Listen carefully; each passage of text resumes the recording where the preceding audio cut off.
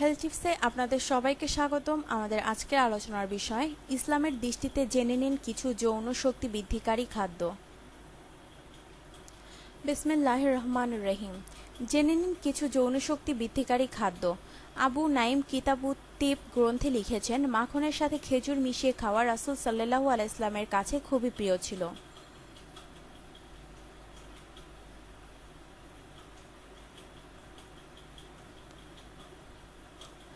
আলেমগণ লিখেছেন, মাখনের সাথে খেজুর মিশিয়ে খেলে যৌনশক্তি বৃদ্ধি পায়, শরীরের গঠন বাড়ে ও কণ্ঠস্বর পরিষ্কার হয়।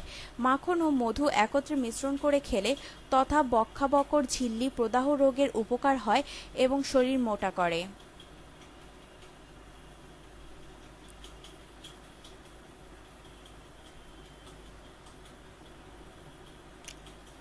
হজরত আবু হুরায়রা রাজিয়াল্লাহু থেকে বর্ণিত যে, নবী করিম সাল্লাল্লাহু আলাইহি একদিন হজরত জিবরাইল আলাইহিসসালামের কাছে নিজের যৌনশক্তির অভিযোগ করলে জিবরাইল আলাইহিসসালাম বললেন, আপনি হারিসা ভক্ষণ করুন, কারণ এতে 40 জন পুরুষের শক্তি রয়েছে।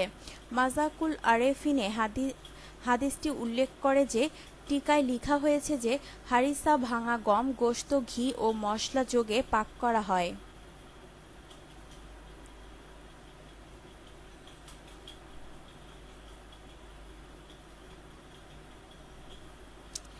ইমাম গাজ্জালী রহমতুল্লাহ এহইয়াউল উলুমে লিখেছেন যে, 4টি বস্তু যৌনশক্তি বৃদ্ধি করে। চড়ুই পাখি।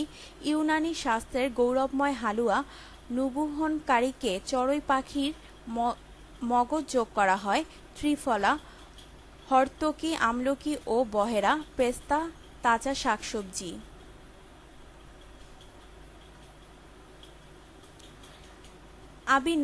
আবু নাইম ইবনে আবদুল্লাহ জাফর কর্তৃক বর্ণিত আছে যে, রাসূলুল্লাহ সাল্লাল্লাহু আলাইহি ওয়াসাল্লাম বলেছেন, সিনার গোশত অন্য সব গোশত হতে উত্তম হয়ে থাকে।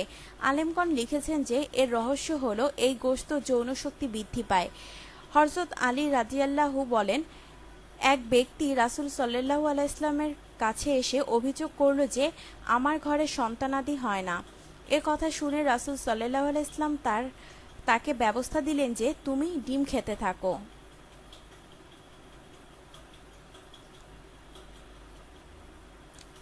তিরমিজি শরীফ ও অন্যান্য হাদিস গ্রন্থে উম্মে মুনজির রাজিয়াল্লাহু থেকে বর্ণিত আছে যে, একবার তিনি নবী করিম সাল্লাল্লাহু আলাইহি ওয়াসাল্লামের সামনে কিছু খেজুর ও বিট চিনি পেশ করেন। রাসূল সাল্লাল্লাহু আলাইহি ওয়াসাল্লাম উপস্থিত হযরত আলী রাদিয়াল্লাহুকে খেজুর খেতে নিষেধ করেন আর বিট চিনি সম্পর্কে বললেন যে, এর থেকে খাও, এটা তোমার জন্য উপকারী।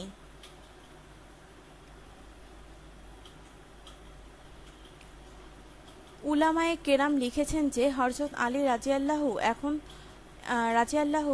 এর তখন চোখে ব্যথা ছিল। তার চোখের ব্যথা অবস্থায় খেজুর খাওয়া ক্ষতিকর। এ কারণে রাসূল সাল্লাল্লাহু আলাইহি ওয়াসাল্লাম হযরত আলী রাদিয়াল্লাহুকে খেজুর খেতে বারণ করেন আর বিট লবণ সম্পর্কে বলেছেন, এটা খাও, এটা তোমার জন্য উপকারী এবং তোমার অক্ষমতা দূর করে দেবে। হাদিস দ্বারা প্রমাণিত হয় যে, খাদ্যে সাবধানতা অবলম্বন করে চলা সুন্নত।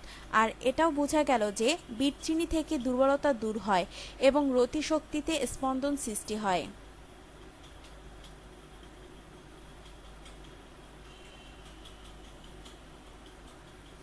কোনো কোনো বর্ণনায় আছে যে, হযরত আয়েশা রাদিয়াল্লাহু কর্তৃক বর্ণিত আছে যে, রাসূল সাল্লাল্লাহু আলাইহি ওয়াসাল্লাম হাসিস খুব পছন্দ করতেন। হাসিস 3টি উপাদানে তৈরি হয়: খেজুর, মাখন ও জমাট দধি।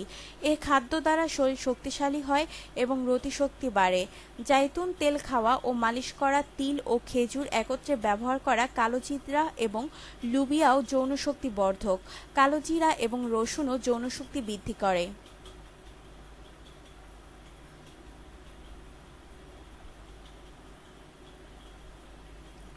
হযরত হুজাওল বিন হাকাম বলেন, রাসূল সাল্লাল্লাহু আলাইহি ওয়াসাল্লাম বলেছেন, দেহের লোম তাড়াতাড়ি দূর করলে যৌনশক্তি বৃদ্ধি পায়।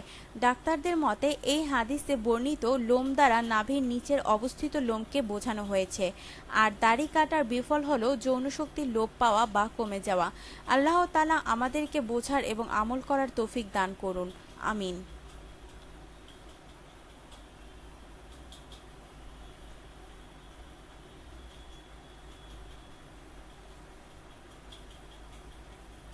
আপনার জীবনকে আনন্দময় করে তুলতে এবং বিভিন্ন স্বাস্থ্য টিপস ও পরামর্শ পেতে আমাদের চ্যানেল সাবস্ক্রাইব, লাইক ও শেয়ার করবেন। ধন্যবাদ।